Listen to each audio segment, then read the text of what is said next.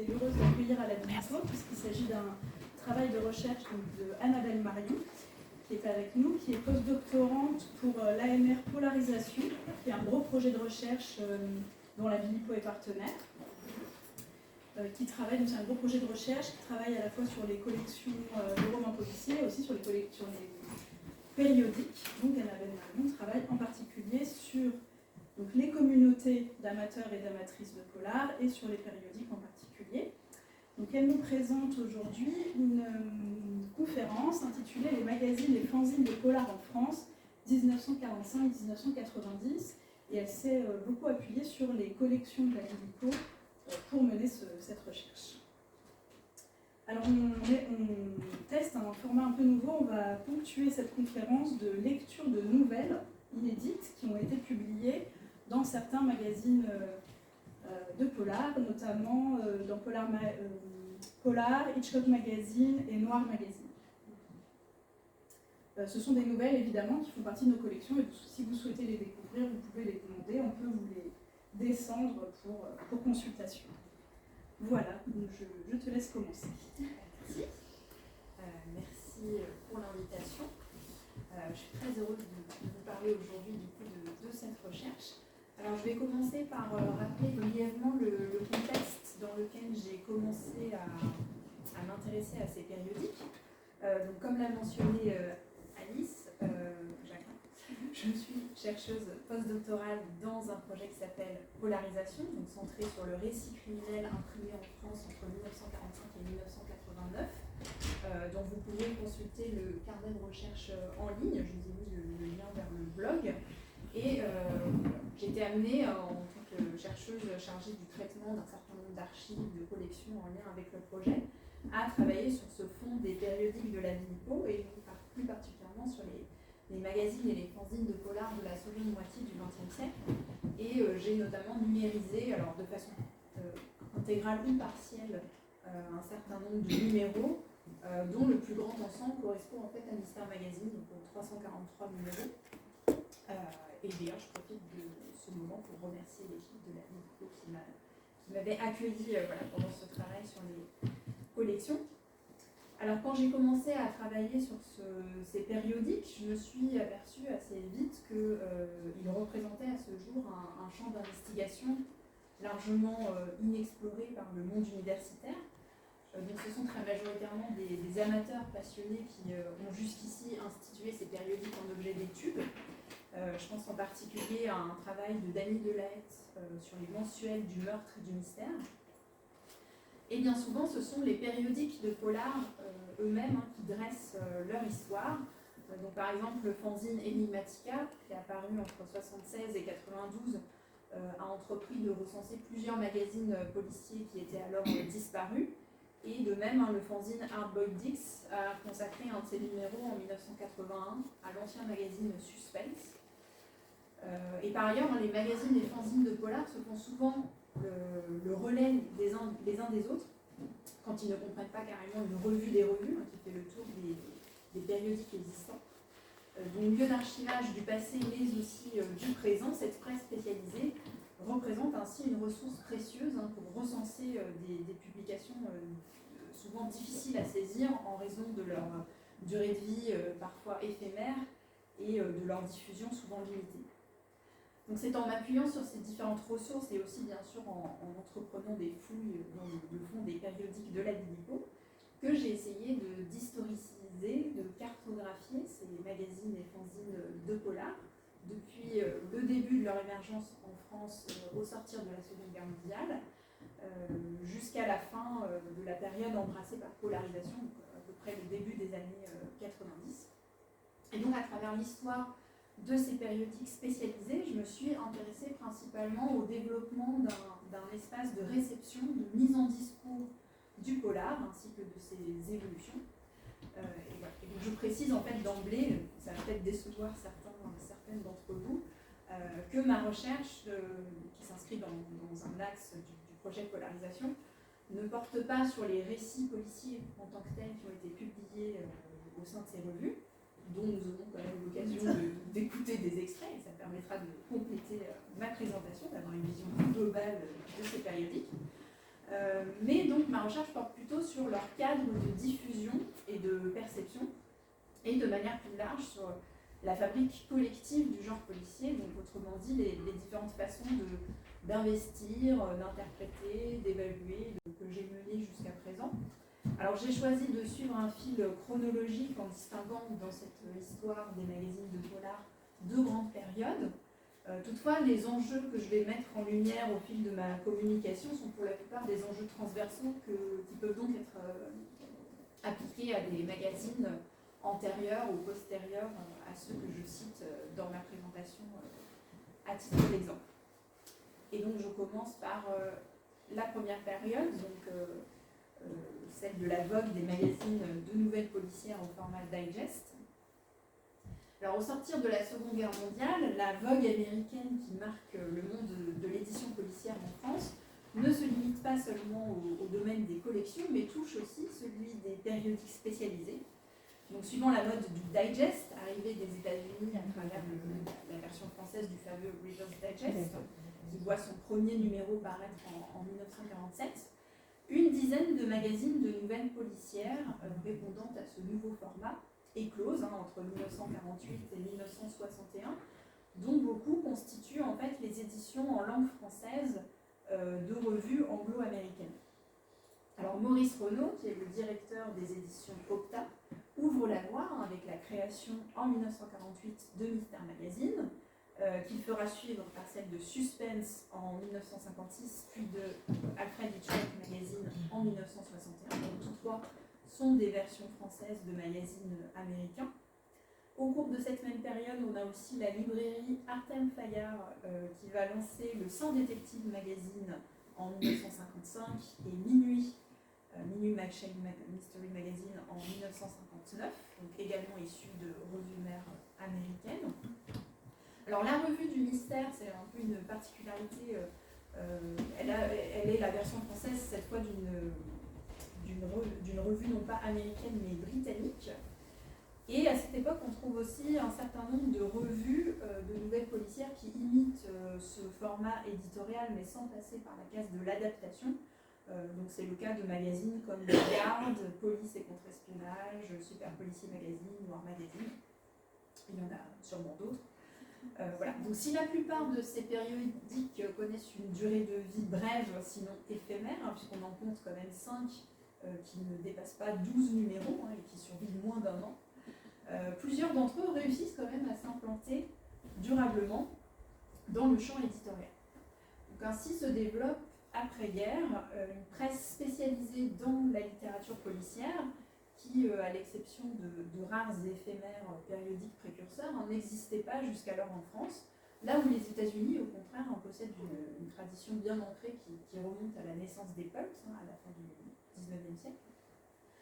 Alors si la presse magazine dédiée à l'actualité criminelle s'est développée dès le début du XXe siècle et avait pris aussi son essor pendant l'entre-deux-guerres, qui était vraiment l'époque du règne du célèbre hebdomadaire Détective, il n'existait pas en effet d'équivalent pour une presse abordant sur un registre fictionnel le genre criminel. Donc, ces premiers magazines de polar, ils sont composés en grande majorité de nouvelles. Toutefois, ils comportent d'autres contenus de nature variée, donc des éditoriaux, des présentations des récits publiés et de leurs auteurs, des actualités et des annonces promotionnelles, des chroniques des derniers livres et films policiers, des études, des jeux concours, des interviews, des courriers des lecteurs, etc. Donc j'aurai l'occasion d'en reparler. Et à cet égard, un Mister Magazine occupe dans ce nouveau secteur de presse une place primordiale, non seulement parce qu'il est le premier et le plus pérenne de ces magazines, mais aussi parce qu'il est celui qui développe le plus justement ses parties rédactionnelles. J'y reviendrai. Alors comme le montre la proportion importante parmi ces premiers magazines de polar d'édition en langue française de revues américaines, l'importation de modèles éditoriaux venus des États-Unis a joué un rôle décisif dans l'émergence de ce nouveau secteur de la presse magazine. Et donc c'est au moment où disparaissent outre-Atlantique les derniers pulps qui laissent place progressivement à de nouveaux formats dont Harley Quinn's Mystery Magazine constitue un exemple représentatif, donc la revue mère de Mister Magazine. Donc c'est au moment où disparaissent ces derniers pulps que se développent en France des magazines spécialisés dans la littérature policière. Alors justement, j'ai étudié récemment dans un colloque sur la traduction qui a eu lieu en octobre 2024 et dont la deuxième journée s'était justement déroulée ici même à la Bilipo. Donc j'ai étudié ce phénomène de traduction, d'adaptation à travers le cas de Mystère Magazine. Alors en tant qu'édition en langue française d'une revue mère américaine, les Queen's Mystery Magazine, Mystère Magazine se donne pour mission de faire connaître et aimer les auteurs anglo-saxons au public français, selon ses propres mots. Et à plusieurs reprises, cette fonction est mise en valeur par Mystère Magazine, qui se plaît à souligner dans les introductions des nouvelles de certains de ses auteurs, combien ceux-ci sont alors peu traduits en France. Et ce même procédé se retrouve dans le Saint Détective Magazine, donc version française de The Saint Magazine. Voilà, je vous en ai mis quelques exemples qui vont tous dans le même sens. À chaque fois, on souligne que ce sont des écrivains peu répandus en France, ou oubliés, nouveaux chez nous, qui ont été peu traduits jusqu'ici. Donc il y a cette fonction de médiation qui est mise en avant. Et le Saint Détective Magazine et Mystère Magazine, qui posent un peu ici en précurseur, entendent jouer un rôle clé dans cette transmission à un public francophone d'œuvres anglo-américaines. Alors Hitchcock Magazine va aussi jouer cette fonction en publiant les récits d'auteurs anglo-saxons. Et donc notamment, on a choisi un exemple avec une nouvelle de Donald Westlake, dont Alice Jacquelin va nous parler. Alors, il s'agit d'une nouvelle qui s'intitule La façon de faire, qui a été publiée dans le Hitchcock Magazine de juillet 1966. Alors, Donald Westlake, c'est aujourd'hui quelqu'un de très connu, mais c'est vrai que peut-être à l'époque, il y a ce rôle un peu de dénicheur et de faire découvrir ces auteurs-là au public français. Donald Westlake, vous connaissez sans doute, c'est un auteur et scénariste américain dont les romans ont été adaptés au cinéma très souvent et qui a été ensuite traduit dans la série noire de Gallimard. Il écrit surtout des romans policiers humoristiques, c'est un peu sa patte.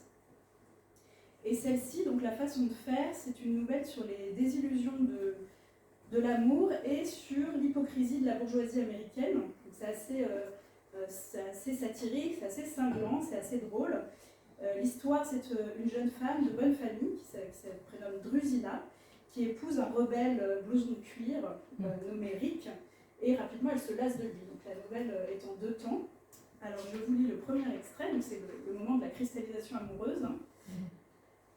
Le jeune couple n'eut pas de lune de miel en ce sens qu'ils n'allèrent pas visiter les chutes du Niagara, ni les Bermudes, ni Cape Cod ou quelque autre site renommé.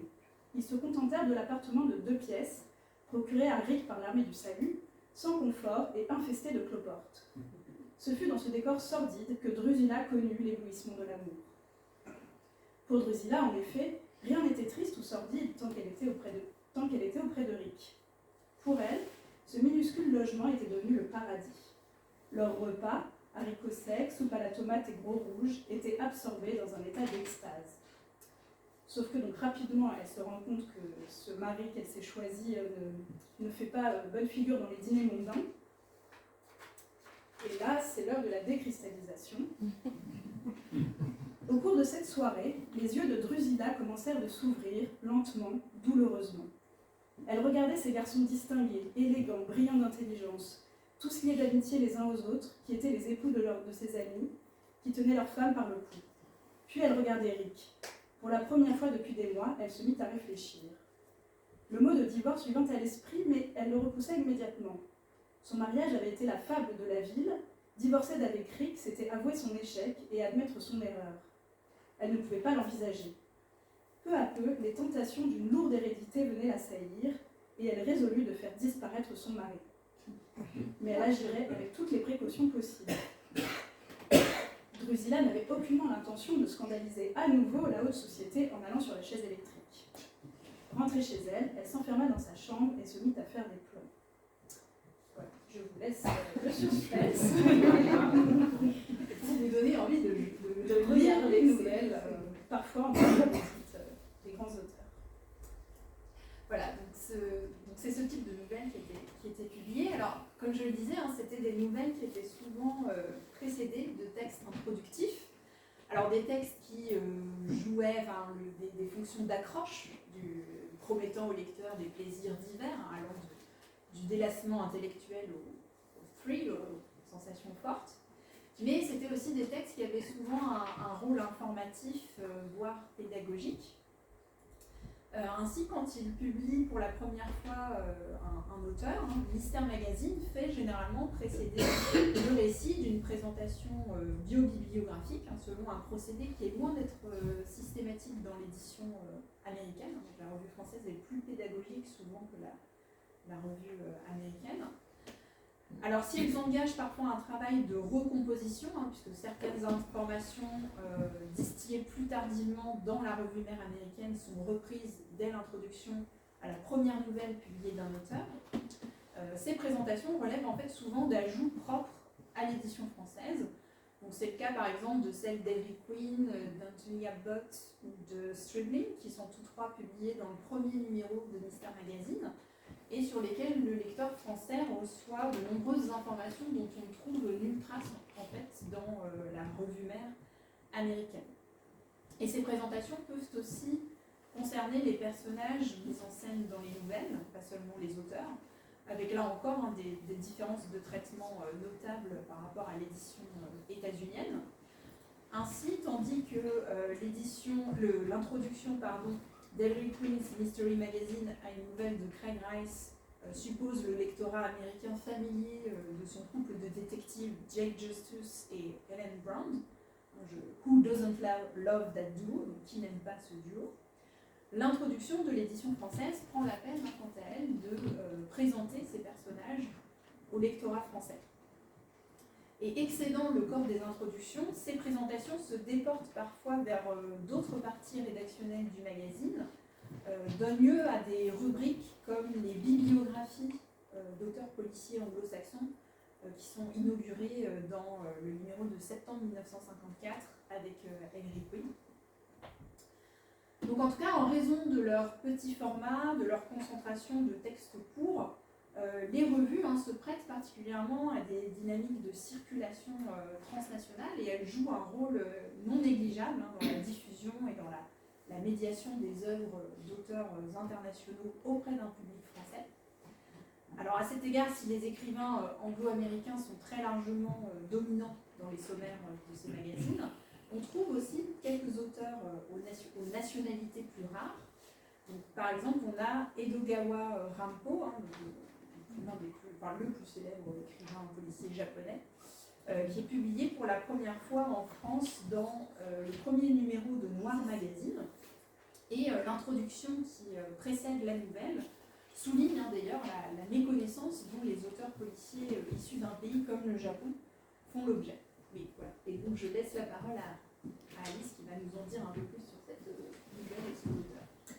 Oui, alors en effet, donc Edogawa Rampo, peut-être que tout le monde ne le connaît pas, c'est un auteur qui son vrai nom Taro Hirai, et qui a pris le pseudonyme d'Edogawa Rampo en hommage à Edgar Allan Poe. C'est un des plus grands policiers, un des plus grands auteurs de romans policiers japonais, né en 1894. Il a plus de 20 romans à son actif, 37 nouvelles, et surtout c'est un grand théoricien du roman policier au Japon. Il a écrit d'innombrables articles et essais sur le roman policier. Je ne fais que vous lire l'introduction qui est dans Noir Magazine. La nouvelle, donc, je vais vous lire un extrait d'une nouvelle qui s'intitule La chenille jaune, Imomushi en japonais. Et c'est l'une des œuvres les plus célèbres d'Edogawa Rampo. C'est une histoire assez terrifiante, dont je ne vous lis donc que quelques extraits, mais je vous encourage à la lire en entier, c'est extrêmement glaçant. Il s'agit de la description des pulsions d'une jeune femme mariée à un invalide de guerre. La chenille n'est donc pas un animal, mais quelqu'un.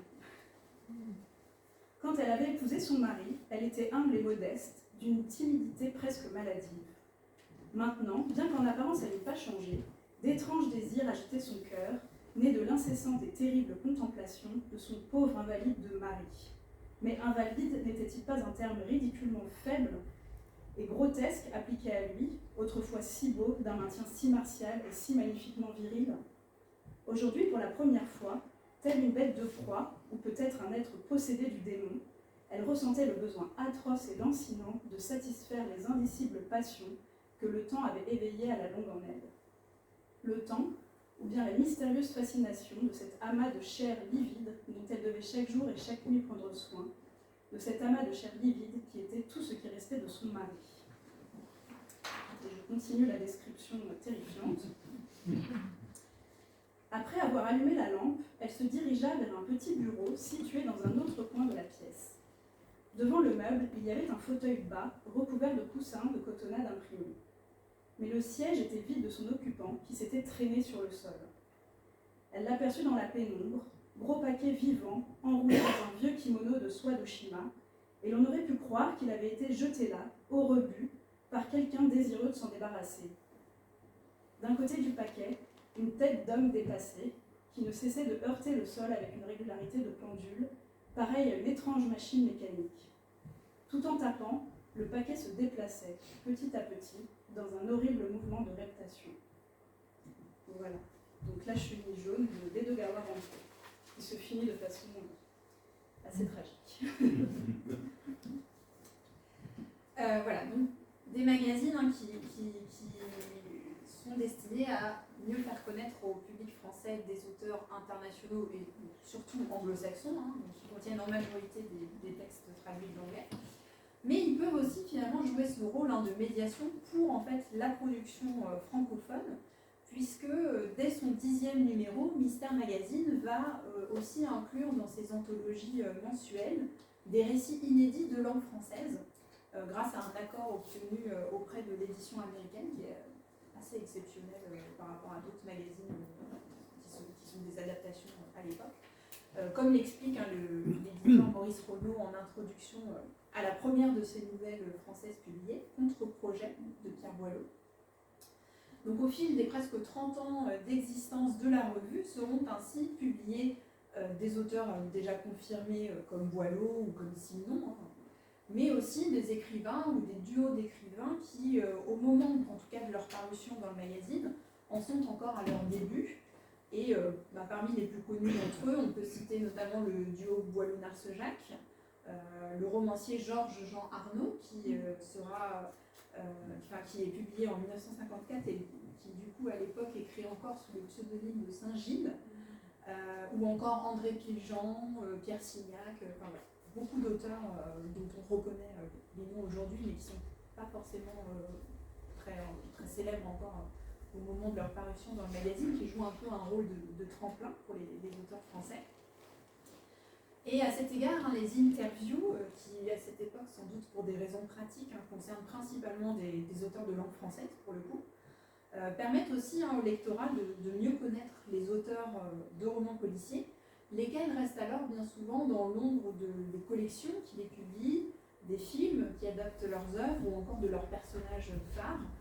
Et donc entre 1949 et 1950, Mystère Magazine offre à ses lecteurs une série de 7 interviews d'auteurs, venant compléter en quelque sorte les présentations biographiques qui accompagnent généralement les nouvelles publiées, sous le titre En bavardant avec.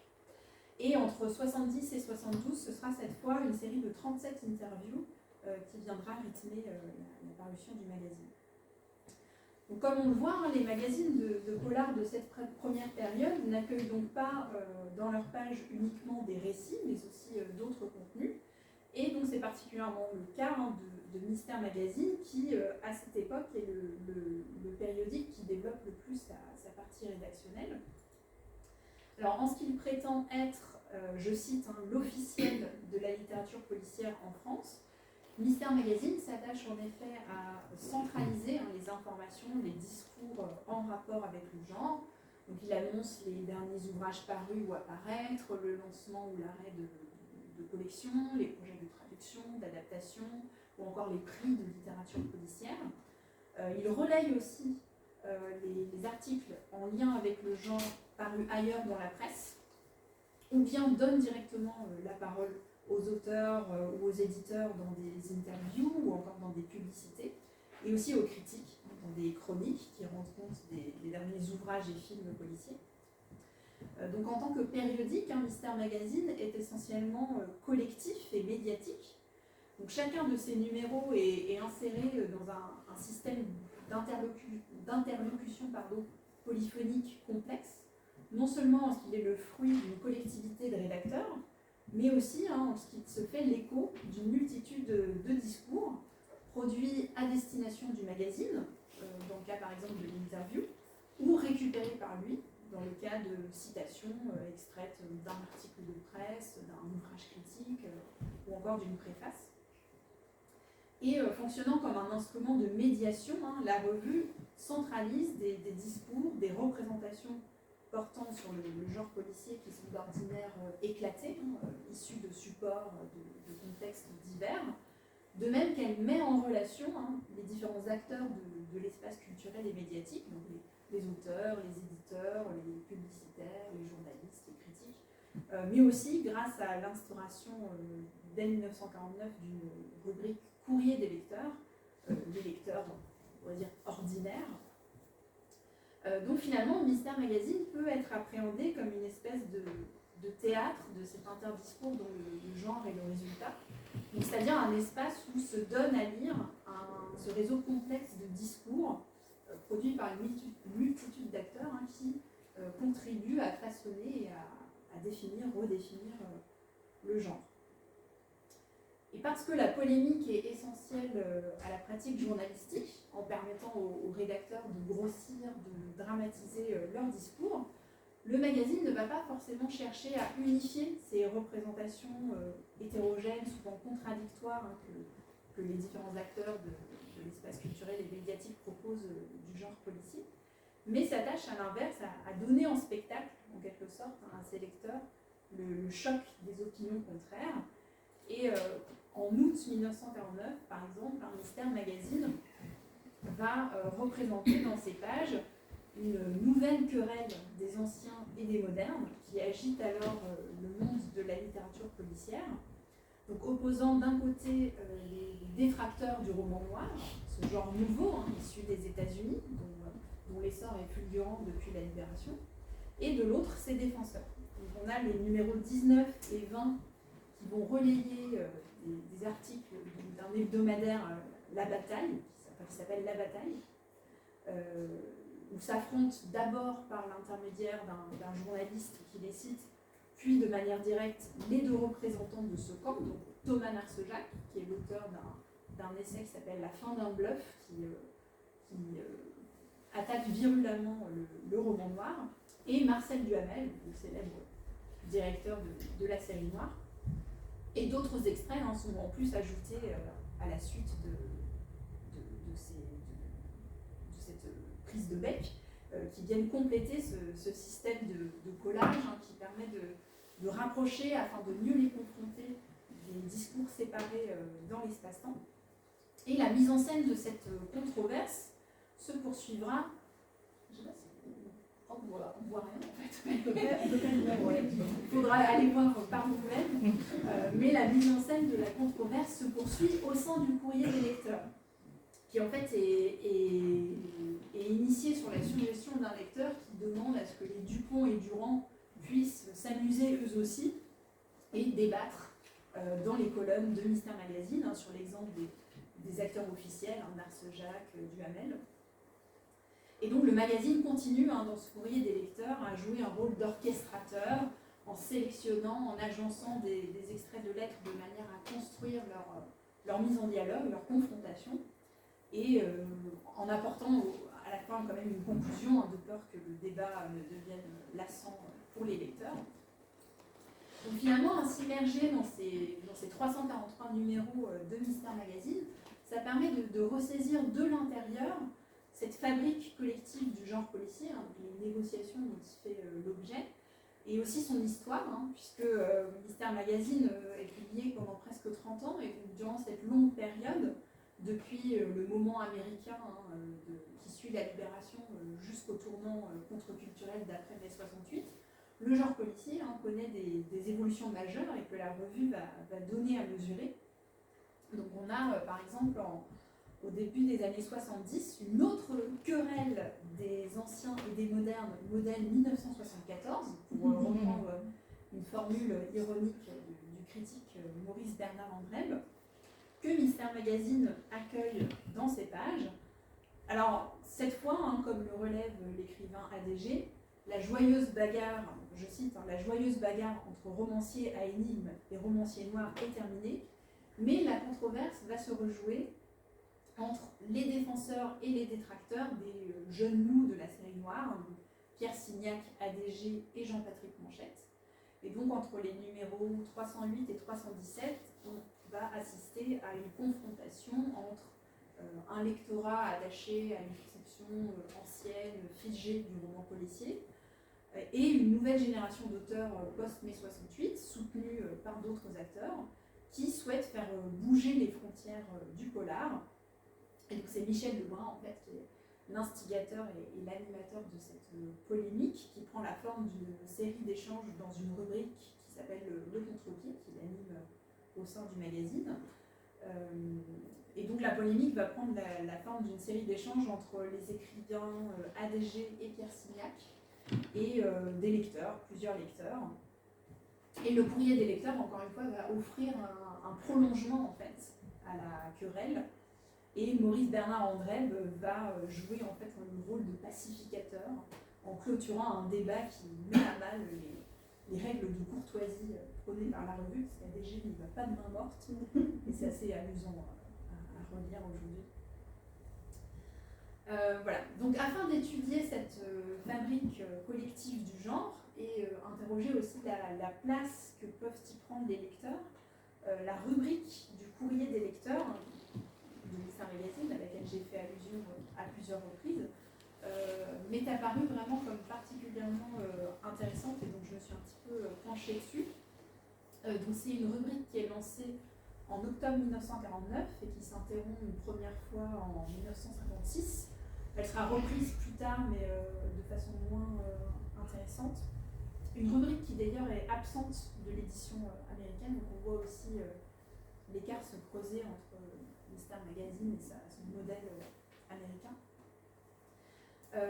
Alors cette rubrique, elle invite les lecteurs à participer à la vie de la revue et à former au fil des échanges une communauté d'amateurs de la littérature policière dont l'intérêt excède la simple consommation des fictions. Donc, les sujets abordés sont de nature variée, comportant entre autres des débats mettant en jeu la définition du genre policier, des investigations sur ses ancêtres et ses pionniers, des propositions de palmarès, ou encore des productions créatives qui prolongent les jeux et les récits publiés dans le magazine. Alors c'est une communauté de lecteurs qui répond à un modèle démocratique dans la mesure où chacun a le droit de s'exprimer dans cette tribune libre, qu'il soit un auteur ou un critique reconnu, ou un simple amateur. Et donc on a des lettres de Léo Mallet, de Stéman, d'Andreb, qui vont côtoyer des lettres d'inconnus, qui parfois d'ailleurs ne signent que de leurs initiales. Plus encore, le magazine va vraiment brouiller les frontières entre les différents statuts en encourageant ses lecteurs à se faire théoriciens et praticiens du récit policier. Alors, régulièrement, l'éditeur, au sein de cette rubrique, lance ou relaye des questions qui font appel à l'érudition de ses lecteurs, dont le savoir finalement est reconnu comme égal ou même supérieur à celui des experts de Mystère Magazine, de ces critiques professionnelles. Donc, par exemple, après avoir avoué que l'équipe de la revue n'avait pas su répondre à une colle posée par Stéman, l'éditeur écrit, je cite, « Sans doute y aura-t-il parmi nos lecteurs un érudit de la chose policière pour nous fournir la clé de ce petit mystère. » On a sans cesse des espèces de petits défis qui sont lancés aux lecteurs. Et donc ceux-ci, dans une logique à la fois compétitive et collaborative, vont travailler à produire collectivement un discours savant sur le genre de leur prédilection. Donc, par exemple, dans le numéro 22, on a un premier correspondant qui va signaler à la communauté de lecteurs l'existence d'un ancêtre du roman policier sur lequel il dispose cependant de peu d'informations. Et les deux numéros suivants vont permettre de combler ces lacunes grâce aux réponses d'une quinzaine de correspondants dont Maurice Renaud fait la synthèse.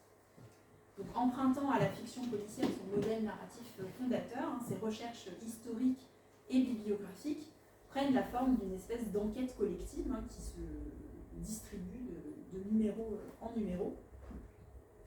Alors par ailleurs, non seulement celles et ceux qui participent au courrier des lecteurs formulent des jugements sur le genre policier, sur ses auteurs, qui prennent souvent la forme de développement étoffé, presque venant concurrencer ce qu'on peut lire dans la presse à la même époque, mais encore certaines des lettres reçues par Mystère Magazine, par son éditeur Maurice Renaud, sont reprises dans ses propres discours, voire intégrées en fait aux commentaires qui accompagnent les récits publiés dans le magazine. Donc par exemple, on a une lettre d'un certain monsieur Donez, je ne vais pas retrouver trace de qui pouvait être cet homme, un lecteur qui évalue en fait les mérites de Hamet et son rôle dans le renouvellement du genre policier. Et cette lettre va être longuement citée dans l'introduction à la nouvelle de l'auteur américain, Le 10e indice, publié dans le numéro de septembre 1951.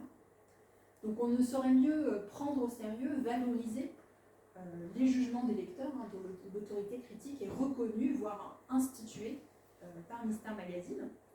Et de la même manière, des lecteurs signalent dans leurs lettres des récits d'Hérodote, de Voltaire, comme des ancêtres du genre policier, sûrement à la suite des lectures de Messac.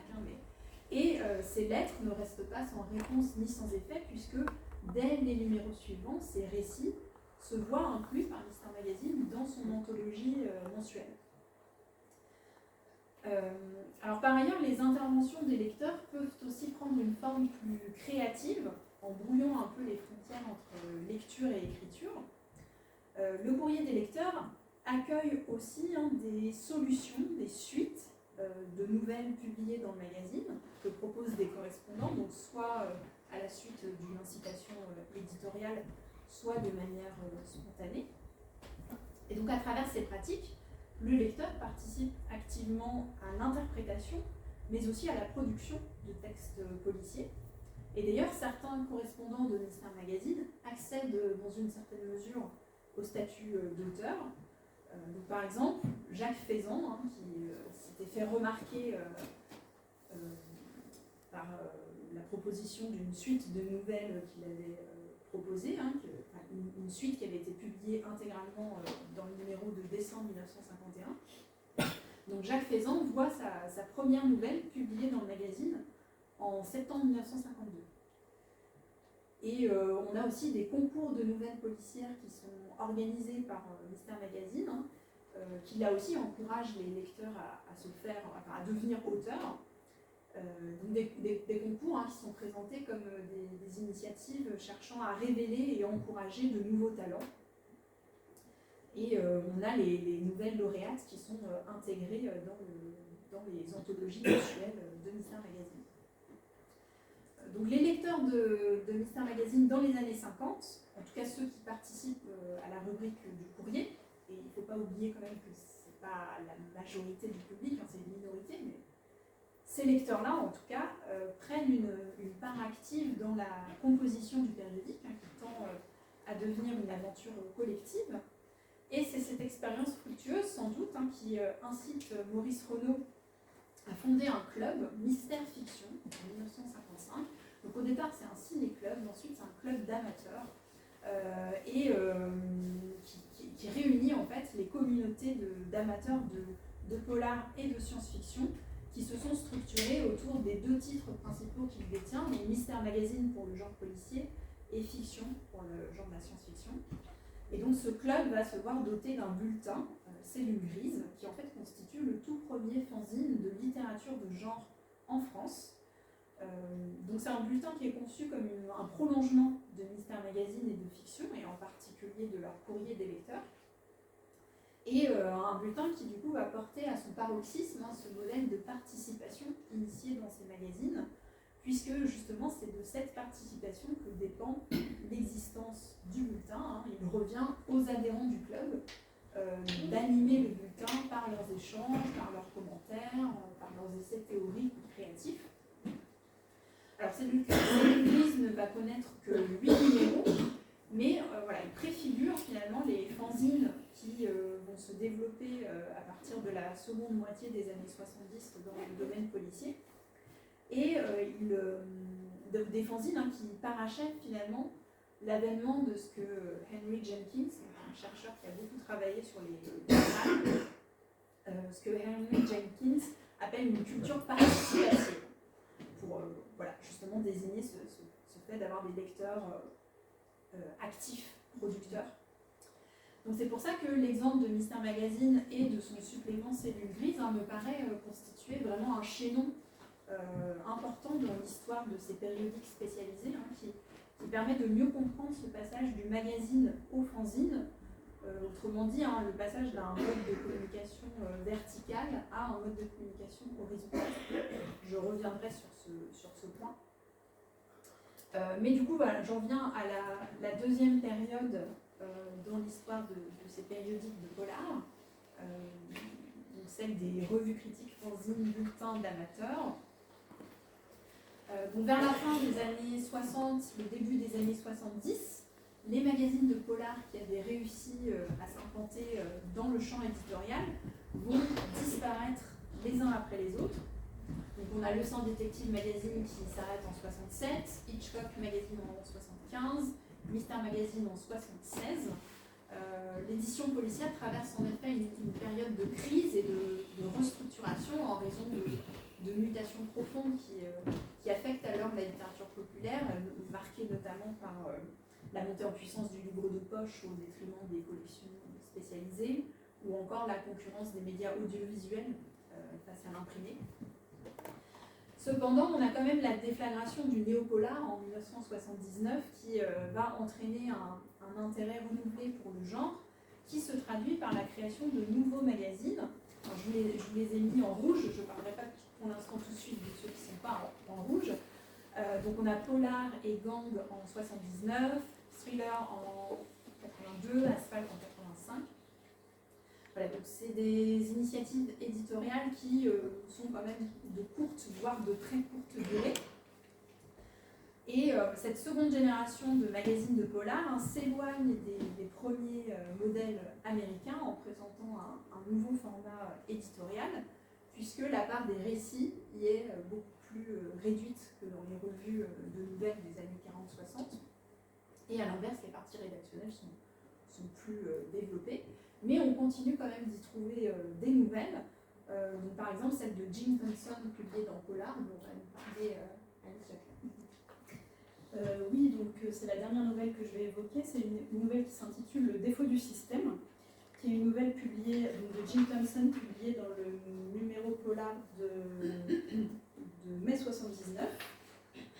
Donc vous connaissez sans doute Jim Thompson, un grand écrivain noiriste américain qui a publié notamment, ses romans les plus connus sont The Killer Inside Me et Pop 1280. Il est traduit à la série noire.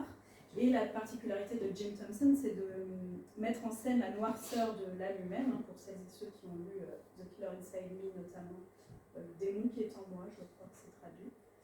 On voit bien ces personnages extrêmement torturés. Et ici, il s'agit davantage d'une nouvelle qui critique la noirceur du système bancaire américain et qui met en scène deux banquiers qui accordent malgré eux un prêt à un client non solvable. Donc c'est une nouvelle un peu entre Bouvard et Pécuchet. On a ces deux petits employés un peu idiots, et Bartleby de Melville, où on a vraiment cette espèce de refus du système. Donc, je vous lis un extrait. Commençons par le début, reprit Murrow. D'abord, pourquoi n'avez-vous pas simplement flanqué cet individu à la porte, donc le client non solvable, plutôt que de me l'envoyer? En fait, je n'en sais rien. Il ne m'a pourtant pas menacé, ni hypnotisé, ni rien de ce genre. Ce n'est pas non plus qu'il m'ait fait pitié. Non, c'est simplement, je sais, ça peut paraître absurde, mais je comprends, murmura-t-il. Sa voix se fit soudain coupante. Eh bien, allez-y, lâchez le morceau, ça nous aidera peut-être à y voir plus clair. Après un instant d'hésitation, je répondis. En fait, j'ai eu le sentiment que je devais lui donner satisfaction, comme s'il me fallait prouver quelque chose, prouver que j'étais un être humain et pas seulement l'un des rouages d'un système. prouver qu'il n'existait aucun système assez puissant pour m'empêcher de commettre une erreur, de même qu'il n'en existait pas d'assez puissant pour m'empêcher de faire ce qui me semblait juste. Alors voilà, je crois que c'est pour ça que je l'ai fait. Parce que c'était apparemment le seul moyen pour moi de conserver l'estime de ce type. Et je craignais, si je perdais son estime, de ne plus exister, de disparaître dans un monde d'où je n'aurais jamais pu revenir. Voilà, donc c'est l'une des nouvelles de Jim Thompson publiées dans le Polar et qui décrit le système un peu déshumanisant, enfin extrêmement déshumanisant du système bancaire américain. Et pareil, c'est une nouvelle extrêmement intéressante et sans doute peut-être encore inédite, je ne sais pas d'ailleurs. Il faudrait vérifier. Donc voilà, donc on a cette évolution qui touche les magazines de polar, moins de récits, plus de parties rédactionnelles. Et parallèlement, à partir des années 70, on a aussi des fanzines de polar qui vont voir le jour, donc dans un contexte marqué par l'essor en France de la contre-culture, qui a investi les mauvais genres comme des modes d'expression politique et artistique radicaux, et qui se dote de ses propres moyens de communication, de publication, notamment à travers l'invention d'une presse alternative. Donc c'est dans ce contexte-là qu'on a l'essor de publications d'amateurs. Donc premier fanzine français entièrement consacré à la littérature policière, Enigmatica, donc qui est le bulletin de l'Oulipopo, donc l'ouvroir de littérature policière potentielle, fondé par François Le Lyonnais sur le modèle de l'Oulipo. Donc Enigmatica ouvre la voie en 1976, donc il va être bientôt suivi par Les Amis du Crime, Arbel-Dix et d'autres encore. Alors on a vu longtemps avant eux que Cellule Grise avait préfiguré ces fanzines qui éclosent dans les années 70 et surtout 80. Cependant, ce bulletin du club Mystère Fiction était dédié pas seulement à la littérature policière, mais aussi à la littérature de science-fiction. Alors ce sont des fanzines qui sont souvent éphémères, mais on en a quand même plusieurs d'entre eux qui vont connaître une certaine longévité. Alors c'est le cas notamment de La Tête en Noir, qui continue, je crois, de paraître aujourd'hui sous format papier et numérique. Et puis on a aussi le cas de 813, qui au départ est un simple bulletin de l'association éponyme, et qui offre l'exemple d'un bulletin qui s'est transformé en une véritable revue, toujours active à ce jour. Donc comme les magazines professionnels qui émergent à partir de la fin des années 70, les fanzines dédiées à la littérature policière présentent eux aussi davantage de contenu non fictionnel.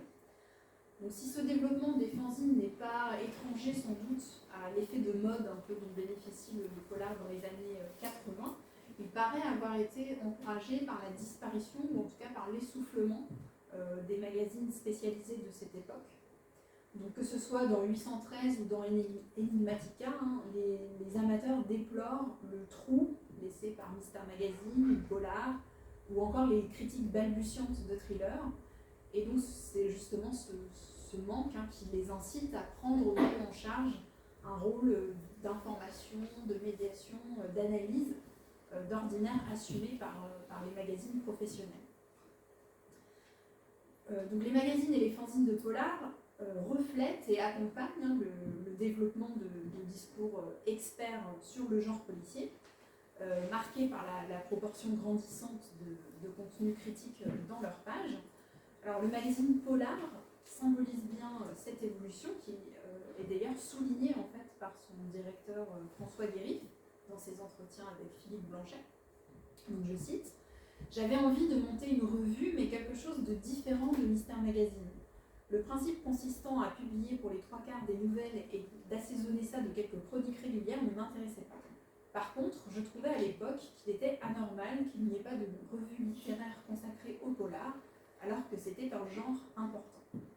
Dès le départ, j'ai imposé une espèce de ligne éditoriale qui voulait que chaque numéro tourne autour d'un auteur et qu'à partir de là, il y ait un article de fond sur l'auteur, avec bibliographie et filmographie, une nouvelle de l'auteur si possible, et puis dans une seconde partie plus classique, des chroniques sur les romans, les films. » Donc, tout en rendant hommage à Maurice Renaud et à son Mystère Magazine, auquel il dédie le premier numéro de sa revue, François Guérif entend se démarquer du format éditorial des magazines policiers qui dominaient sous les 30 Glorieuses, en développant à la part de discours critiques dédiés au genre. Alors, les sommaires de polar, qui sont riches en entretiens, en études critiques, en recensions, témoignent à eux seuls de cette ambition. Et pour prendre un autre exemple, Enigmatica, le bulletin de Popo, contient aussi de nombreuses études critiques. De plus en plus de numéros, en effet, se centrent, comme la revue Polar, sur des auteurs, des personnages ou d'autres thématiques, permettant d'explorer le domaine de la littérature policière dans une visée encyclopédique. Je vous ai mis la liste des numéros thématiques, il y a aussi des numéros varia. Mais voilà, juste cette liste permet de se rendre compte de ce phénomène. Mais les magazines et les fanzines de polar témoignent aussi de l'évolution des modalités même de constitution et de transmission des savoirs. Comme je l'ai dit précédemment à partir de l'exemple de Mystère Magazine et de son courrier des lecteurs, on observe en effet le passage d'un modèle vertical dans lequel la transmission se fait du producteur du magazine à son lecteur, à un modèle horizontal, donc celui d'une communauté de pairs qui déploie à travers l'interface que lui fournit le média son intelligence collective.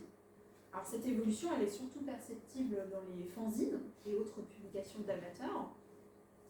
Alors si les rubriques de courrier continuent d'y exister, en particulier dans des périodiques qui se présentent comme des bulletins de groupe ou d'associations comme 813 ou Enigmatica, elles ne constituent toutefois que la partie finalement la plus visible d'un modèle épistolaire et plus largement d'une dynamique d'échange qui, pour un certain nombre de ces publications, constitue le paradigme à partir duquel elles se pensent, puisque le fanzine va se caractériser précisément par son ouverture permanente, par l'ouverture permanente de ses colonnes à ses lecteurs, suivant donc un modèle de participation démocratique que j'ai déjà souligné. Et donc les frontières entre lettres et articles, entre producteurs et récepteurs, tendent à se brouiller, comme le montrent par exemple certaines pages d'Enigmatica qui comportent des textes au statut ambigu. Voilà. On ne sait pas trop si c'est une lettre d'un lecteur d'Enigmatica, un article. La frontière est poreuse. Alors ce principe d'ouverture, de collaboration sur lequel reposent les fanzines peut se manifester aussi bien en amont qu'en aval des entreprises collectives qu'ils structurent. Je vous en ai mis quelques exemples. Alors d'une part, le fanzine peut lancer un chantier collectif auquel ses lecteurs sont invités à contribuer. Donc par exemple, dans Enigmatica, on a plusieurs travaux d'inventorisation qui sont proposés à la communauté des amateurs. Et certains portent d'ailleurs sur des corpus originaux. L'exemple que j'ai mis, c'est constituer le catalogue de la bibliothèque imaginaire de romans policiers. Des romans policiers qui n'existent pas, mais qui sont cités dans d'autres romans. Et d'autre part, le fanzine peut citer des courriers visant à corriger ou à compléter un travail précédent, qui du coup devient dès lors une entreprise collaborative.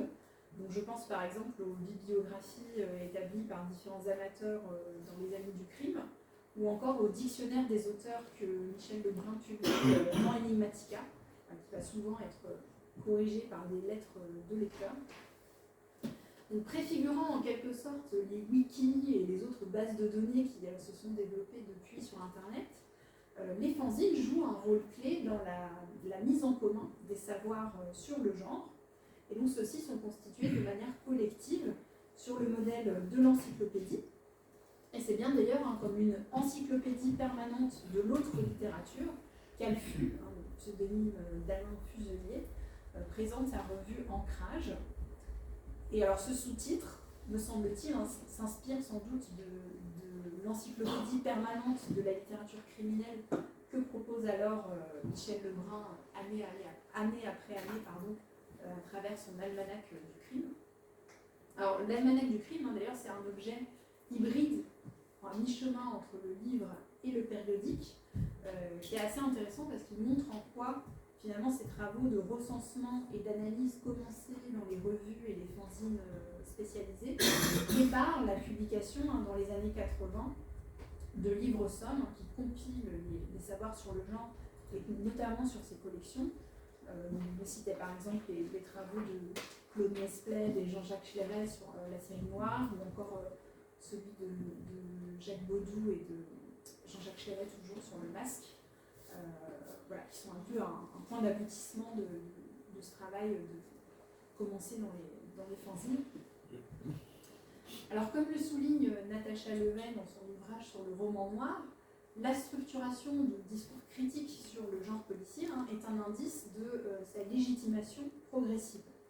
Et de fait, c'est bien là l'un des buts affirmés par nombre de ces magazines, de ces fanzines, animés par des passionnés du polar, de promouvoir le genre de leur prédilection, en s'efforçant de pallier le manque de connaissances et de reconnaissance qu'ils constatent dans les circuits institutionnels.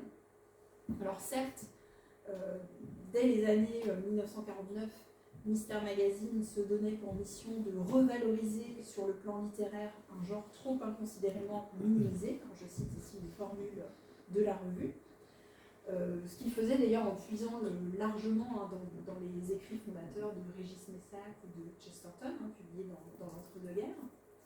Mais les choses vont s'accélérer en fait à la suite du tournant contre-culturel des années 70 et du mouvement de réévaluation de production culturelle en marge du canon légitimé qui le déclenche.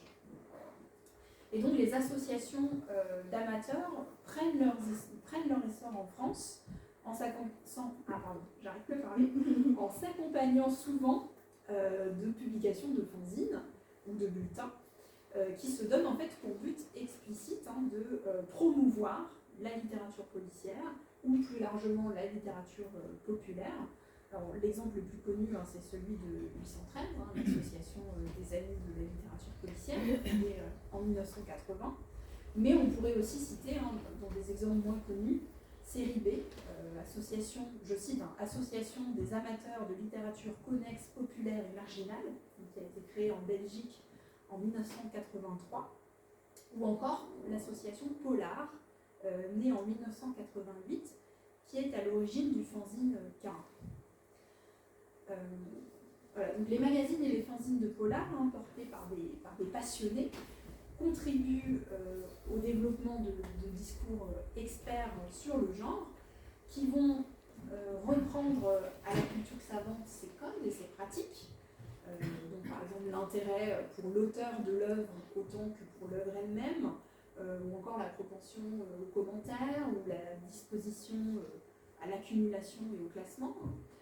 Mais ces discours érudits peuvent aussi prendre une forme parodique, à l'instar des études qu'on trouve, par exemple, dans la revue des études lupiniennes, ou encore dans Enigmatica, qui sont des publications en fait, qui ont toutes deux parties liées avec le collège de la pataphysique, et donc qui vont vraiment mêler à l'érudition l'humour et le jeu.